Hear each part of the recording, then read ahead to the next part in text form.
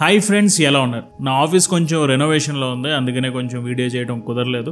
ఇప్పుడు నుంచి వీడియోలు ఆగవు అనమాట, పటాపటా వస్తూనే ఉంటాయి. సో వీడియో టాపిక్లోకి వెళ్ళిపోదాం. ముందుగా అసలు ఒత్తిడి అంటే ఏంటి? దీనికి సమాధానం ఒక్కొక్కరు ఒక్కోలా చెప్తారు. కొంతమంది ఫైనల్ ఎగ్జామ్ అంటారు, ఇంకొకళ్ళు జాబ్ ఇంటర్వ్యూ అంటారు, ఇంకా కొంతమంది ఏదో కాంపిటీషన్స్ అంటారు, ఇంకొంతమంది లైఫ్లో ఏమవుద్దో తెలియదు, సో ఆ టెన్షన్ అని అంటారు. అయితే ఈ ప్రెషర్కి కారణాలు ఏంటా అని చూస్తే ఒక విషయం తెలిసింది. అదేంటంటే ప్రెషర్ని పెంచేవి 3 ఇంపార్టెంట్ విషయాలు. ఒకటి ఇంపార్టెన్స్, ఇది ముఖ్యమని అనుకోవడం. అంటే మీరు చేస్తున్న జాబ్ లో డబ్బులు వస్తాయి, సో ఏవైనా సరే ఈ పని చెయ్యాలి అని అనుకుంటారు, ఆ పని ఇంపార్టెంట్ అనుకుంటారు, అండ్ అలా అనుకోవడం వల్ల ఆ పని చేసేటప్పుడు ప్రెషర్ పెరుగుతుంది. రెండోది అన్సర్టినిటీ, అంటే డౌట్, ఏమవుద్దో తెలియకపోవడం. అంటే మీ కంపెనీని ఇంకొక కంపెనీ కొనేసింది అనుకుందాం, and next day me office కి మీరు రాగానే ఒక పుకారు వచ్చింది, 50% ఉద్యోగాలు పోతున్నాయని. అప్పుడు మీరు అనుకుంటారు, నా ఉద్యోగం ఉంటదా ఓడతదా అని. అంటే ఇది అన్సర్టినిటీ, అండ్ ఈ అన్సర్టినిటీ నుంచి ప్రెషర్ అనేది మొదలవుతుంది. అండ్ మూడోది వాల్యూమ్, అంటే ఒకేసారి చాలా పనులు చేయడం. అంటే మీరు ఇల్లు చూసుకోవాలి, పిల్లల్ని స్కూల్ కి పంపాలి, తర్వాత మళ్ళీ ఉద్యోగానికి వెళ్ళాలి. ఇలా ఎన్ని పనులు ఉన్నాయంటే మనం ఎక్కువగా స్ట్రెస్ అయిపోతాం. ఇక్కడ మెయిన్ పాయింట్ ఏంటంటే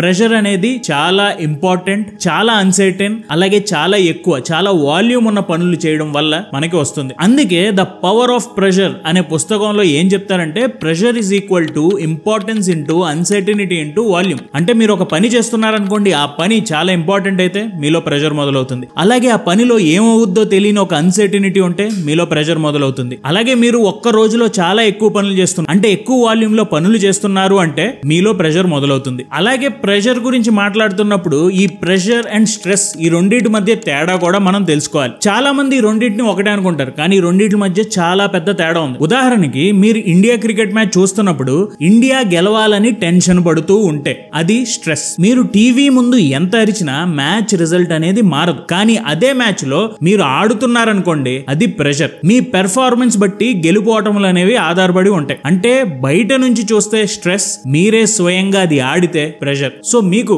కొత్తగా నేర్చుకున్నాను అని ఏమైనా అనిపిస్తే ఇప్పుడు ఎస్ అని నాకు కింద కామెంట్స్ లో తెలియజేయండి. సో గుర్తుంచుకోండి, మీకు స్ట్రెస్ పెరగడానికి మెయిన్ కారణాలు 3. ఒక పనిని ఇంపార్టెంట్ అని అనుకోవడం, రెండోది ఆ పనిలో అన్సర్టినిటీ, అంటే ఏమవుద్దో తెలియదు అన్నట్టు ఉండటం, అండ్ ఇలాంటి పనులు వాల్యూమ్ లో ఎక్కువగా చేయడం. ఈ 3 కారణాల వల్ల ప్రెషర్ ఉన్నప్పుడు పని చేయడం చాలా కష్టమైపోతుంది. సో ఈ రోజు వీడియోలో ఇలాంటి ప్రెషర్ ని మనం ఎలా డీల్ చేయాలి, ఇది పవర్ ఆఫ్ ప్రెషర్ అనే పుస్తకం ద్వారా మనం తెలుసుకుందాం.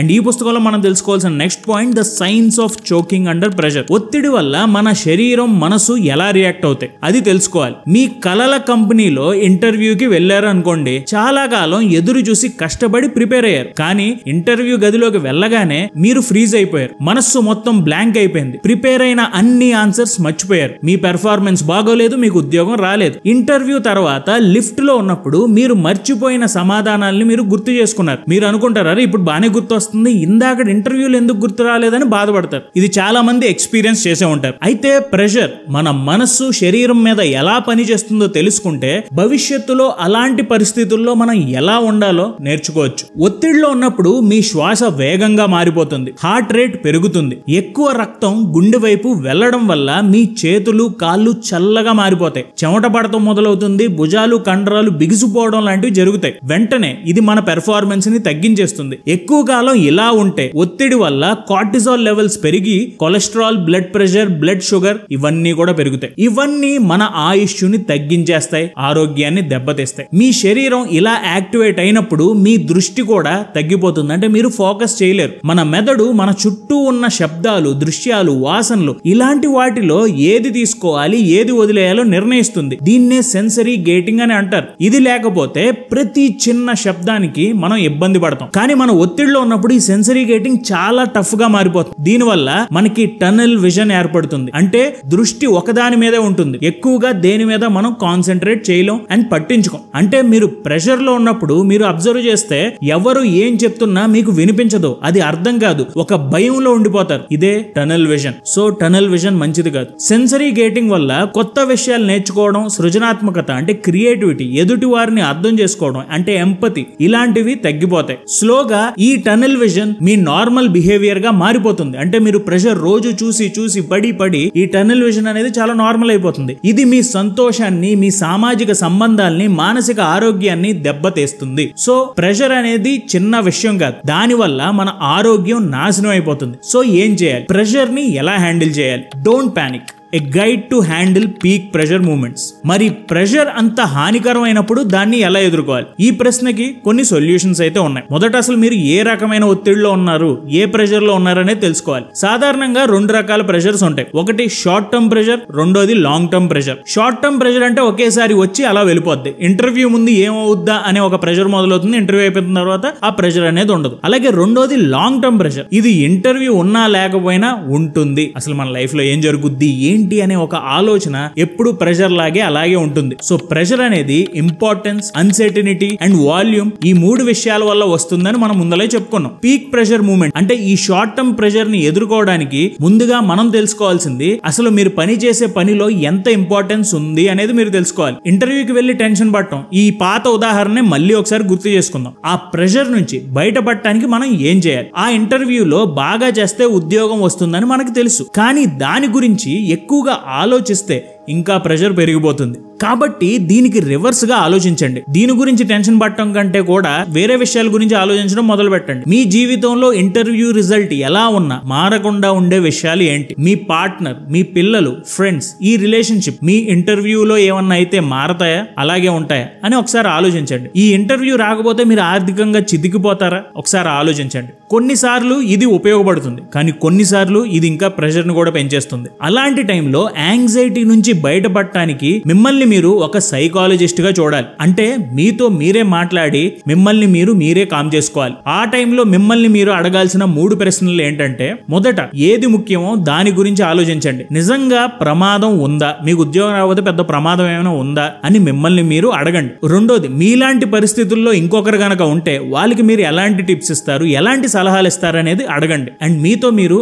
ఆ టిప్స్ ఏంటో చెప్పుకోండి. అండ్ మూడోది, ఒకవేళ మీకు ఏ విషయం ముఖ్యమో తెలియకపోతే ఆ విషయంపై మీరు అసలు టెన్షన్ పడాల్సిన విషయం ఏంటనేది ఆలోచించండి. అంటే మీరు అనవసరంగా టెన్షన్ పడుతున్నారేమో, ఆ పని అంత ఇంపార్టెంట్ కాదేమో. సో ఇలా కూడా ఆలోచించండి. అంటే కొన్ని సార్లు మనం కొన్ని పనులు అనుకున్న దానికన్నా ఇంపార్టెంట్ అని అనుకుంటాం. ఆ సమయంలో ఇలా ఆలోచిస్తే చాలా మంచిది. Next point, stay calm and take action. Pressure వల్ల మన పెర్ఫార్మెన్స్ తగ్గుతుంది, హెల్త్ కి కూడా ఇబ్బంది ఉందని తెలుసుకున్నాం. మరి అలాంటి ఒత్తిడిని ఎలా జయించాలి? ఒకసారి టొరంటోలోని సెయింట్ మైకిల్స్ హాస్పిటల్లో ఏం జరిగిందంటే, ఒక పేషెంట్ గుండెలో కత్తిపోటుతో వచ్చాడు. పల్స్ కూడా లేదు. అయినా సరే ఆ పేషెంట్ ని కాపాడే అవకాశం ఉంది. థొరకోటమీ అనే ఒక రిస్కీ ఆపరేషన్ చేసి పేషెంట్ ని కాపాడవచ్చు అని అనుకున్నారు. ఆ టైంలో డాక్టర్ ఆండ్రూ అనే ఒక ఎమర్జెన్సీ ఫిజిషియన్ చాలా వేగంగా స్పందించాడు. ఆ టైంకి సర్జన్ కూడా ఇంకా రాలేదు. కానీ ఆండ్రూ తన టీమ్ తో ఆపరేషన్ కోసం సిద్ధమైపోయాడు. పేషెంట్ కి శ్వాస అందించడం, మందులు ఇవ్వడం, రక్తస్రావాన్ని తగ్గించడం ఇలాంటివి చేశాడు. తర్వాత సర్జన్ వచ్చేసరికి పేషెంట్ ఆపరేషన్ కి సిద్ధమైపోయాడు. ఆపరేషన్ సక్సెస్ అయ్యే ఛాన్స్ ఇక్కడ 5% మాత్రమే ఉంది. ఇది చాలా కఠినమైన ప్రొసీజర్. అయినా కూడా టీం ఈ 5% ఇలా ఉంది అనే ఆలోచన పక్కన పెట్టి మనం ఏం చేయగలం, మన చేతుల్లో ఏముంది అని చేశారు. ఈ మైండ్ సెట్ వల్ల ఆ పేషెంట్ బతికాడు. ఏమవుద్దో దేవుడా అని అనుకోకుండా వాళ్ళ చేతుల్లో ఏముందో అది చేయడం వల్ల ఆ పేషెంట్ బ్రతికాడు. దీని నుంచి మనం నేర్చుకోవాల్సింది ఒకటే, మన చేతుల్లో లేని విషయాల్ని వదిలేసి మనం కంట్రోల్ చేయగలిగే విషయాల మీద మనం దృష్టి పెట్టాలి. మీ చేతుల్లో ఎప్పుడు 3 విషయాలు ఉంటాయి, మీ రొటీన్, మీ శ్వాస అండ్ మూడోది మీ దృక్పథం, అంటే మీ పర్స్పెక్టివ్. రొటీన్, ఒక కరెక్ట్ రొటీన్ అనేది ఉందనుకోండి, కొన్ని అన్సర్టన్ పరిస్థితుల్లో అంటే ఏం చేయాలో తెలియని పరిస్థితుల్లో ఈ రొటీన్ చేస్తే చాలు అన్నట్టు మన మైండ్ ఫిక్స్ అయితే ఏమవుద్దో అని ఆలోచించకుండా ఆ రొటీన్ ని మనం చేసుకుంటూ వెళ్ళిపోతాం. ఇందాక ఎగ్జాంపుల్ ని చూద్దాం. డాక్టర్ ఆండ్రూ తన టీమ్ కి ఒక ప్రీ బ్రీఫింగ్ రొటీన్ ఇచ్చాడు. దీనివల్ల సర్జన్ లేకపోయినా కూడా అసలు ముందల ఏం చేయాలో అది చేశాడు. దీనివల్ల పేషెంట్ బ్రతికాడు. అలాగే రెండోది శ్వాస ఆటోమేటిక్ గా జరిగిన దాన్ని మనం కంట్రోల్లో పెట్టుకోవచ్చు. పీక్ ప్రెషర్ మూమెంట్స్ లో అంటే ఈ షార్ట్ టర్మ్ ప్రెషర్స్ లో శ్వాస అనేది వేగంగా మారిపోతుంది. కానీ నిదానంగా లోతుగా శ్వాస తీసుకోవడం వల్ల మీ హార్ట్ రేట్ స్లోగా తగ్గుతుంది. మీ శ్వాసతో మళ్ళీ సమన్వయం అయ్యి మీరు హ్యాపీగా ఉండొచ్చు. మీరు మళ్ళీ నార్మల్సీలోకి రావచ్చు. నిమిషానికి 6 సార్లు స్లోగా బ్రీత్ తీసుకోవడం ప్రెషర్ సిచ్యువేషన్స్ లో ఒకసారి చేసి చూడండి, అద్భుతంగా పనిచేస్తుంది. ఇది మీ గుండెకి, మీ మెదడుకి ఒత్తిడిని ఎదుర్కోవడానికి సహాయం చేస్తుంది. అలాగే మూడోది పర్స్పెక్టివ్. ఏదైనా ఒక సమస్యలా అనిపించినప్పుడు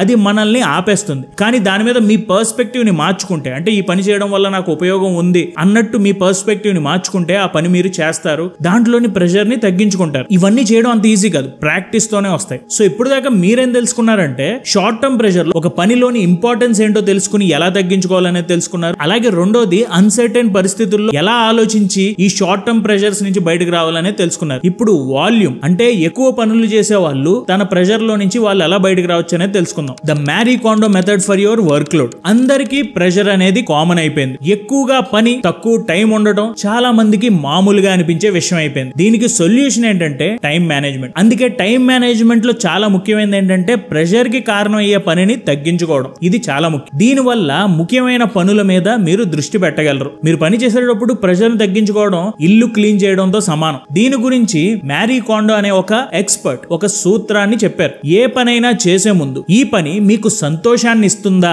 మీకేమైనా లాభాన్ని ఇస్తుందా అడగండి. ఇవ్వకపోతే దాన్ని వదిలేయండి. ఈ సూత్రాన్ని మీరు ప్రెషర్ తగ్గించుకోవడానికి ఉపయోగించుకోవచ్చు. అంటే ఒక పని చేస్తున్నారు, దాంట్లో ప్రెషర్ ఎక్కువగా ఉందంటే ఈ క్వశ్చన్ మిమ్మల్ని మీరు అడగండి. అలాగే మిమ్మల్ని మీరు ఇంకొన్ని ప్రశ్నలు కూడా అడగవచ్చు. ప్రెషర్ కు కారణమైన ప్రతి పనిని చూసి ఇది నా ఎదుగుదలకు ఉపయోగపడుతుందా అని అడగండి. ఇది మీ లక్ష్యాలని చేరుకోవడానికి సహాయం చేస్తుందా అని ఆలోచించండి. కెనేడియన్ స్విమ్మర్ మార్తా 2012 ఒలింపిక్స్ కోసం ప్రాక్టీస్ చేస్తున్నప్పుడు ఆమె ఫోన్ వల్ల తన ప్రాక్టీస్ లో చాలా ఫోకస్ ని కోల్పోతుంది. ఆమె సొల్యూషన్ అప్పుడు ఏంటంటే సోషల్ మీడియా యాప్స్ ని డిలీట్ చేసింది. రెండోది సిమ్ కార్డ్ ని మార్చేసింది. ఈ నెంబర్ ని కేవలం తన ఫ్యామిలీ మెంబర్స్ కి అలాగే కొంతమంది ఫ్రెండ్స్ కి మాత్రం ఇచ్చింది. ఇక్కడ ముఖ్యమైన మెసేజ్ ఏంటంటే ఒక సరైన నిర్ణయం తీసుకుంటే 100 ఇతర నిర్ణయాలు తగ్గుతాయని టిమ్ ఫెర్రిస్ ఒక పుస్తకంలో చెప్పారు. అలాగే మీరు 100 పనులు చేయాల్సిన అవసరం లేదు. మీకు ముఖ్యమైన 2 పనులు ఏంటో అది మాత్రమే చేస్తే చాలు, మిగతాదంతా సెట్ అయిపోతుంది. సో కూర్చోండి, ఈ రోజు 100 పనులు చేయాల్సిన పని లేదు, 2 పనులు ఏంటో చూడండి, ఆ 2 పనులు మాత్రమే చేయండి. అండ్ లాస్ట్ గా ద పవర్ ఆఫ్ వై, అలాగే how to stay motivated through long term pressure. మనం ఇప్పటిదాకా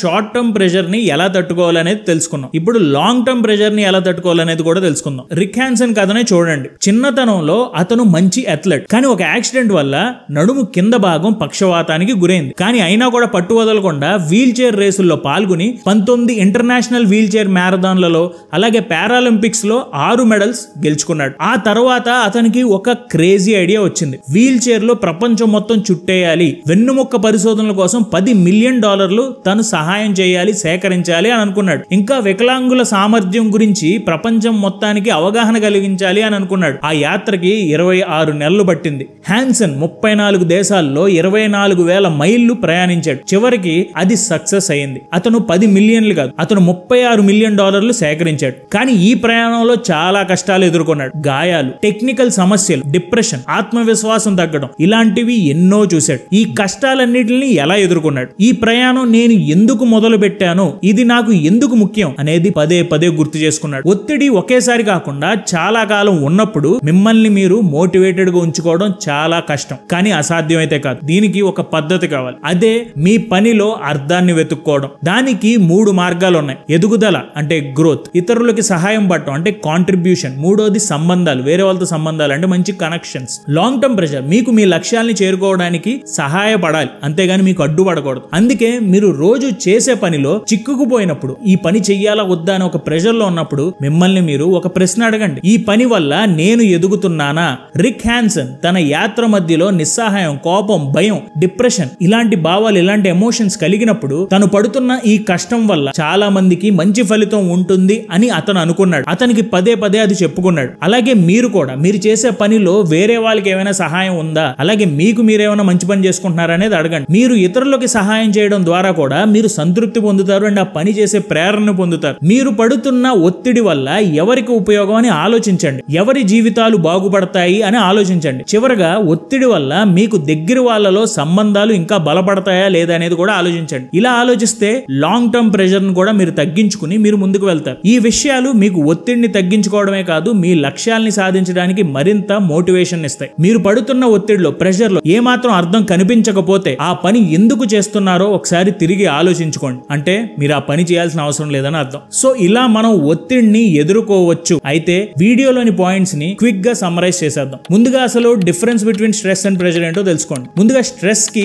కారణం 3 విషయాలు: ఇంపార్టెన్స్, అన్సర్టనిటీ అండ్ వాల్యూమ్. అలాగే ప్రెషర్ వేరు, స్ట్రెస్ వేరు. ఇది కూడా మనం మాట్లాడుకున్నాం ఈ వీడియోలో. అలాగే science of choking under pressure. మనకి ప్రెషర్ పెరిగితే ఆరోగ్యం దెబ్బతింటుంది. అందుకే ప్రెషర్ ని ఎలా కంట్రోల్ చేయాలో మనం తెలుసుకోవాలి. అలాగే మనం పానిక్ అవ్వకుండా ఎలా ఎలా ఉండాలి? ప్రెషర్ లో 2 రకాలు, long term pressure, short term pressure. ముందుగా షార్ట్ టర్మ్ ప్రెషర్ అప్పుడు మిమ్మల్ని మీరు నిజంగా నువ్వు ఇంత ఇబ్బంది ఎందుకు పడుతున్నావు, అంత ఇంపార్టెన్స్ ఈ పనిలో ఉందా అనే ప్రశ్న చాలా వరకు మిమ్మల్ని కంట్రోల్ చేస్తుంది. అలాగే stay calm and take action. ఏమవుద్దో తెలియని అన్సర్టైన్ పరిస్థితుల్లో మీకు ప్రెషర్ వస్తే 3 విషయాల్ని పాటించండి. మీ రొటీన్ ఉంటే దానికి స్టిక్ అవ్వండి, మీ శ్వాసని కంట్రోల్ చేసుకోండి అండ్ మీ పర్స్పెక్టివ్ ని మార్చుకోండి. అలాగే the marry condor method for work load. Me work load బాగా ఎక్కువగా ఉంటే ఏ పనిలో మీకు లాభం అండ్ ఆనందం ఉందో ఆ పని మాత్రమే చేయండి, మిగతావన్నీ పక్కన పెట్టండి. అలాగే ద పవర్ ఆఫ్ వై.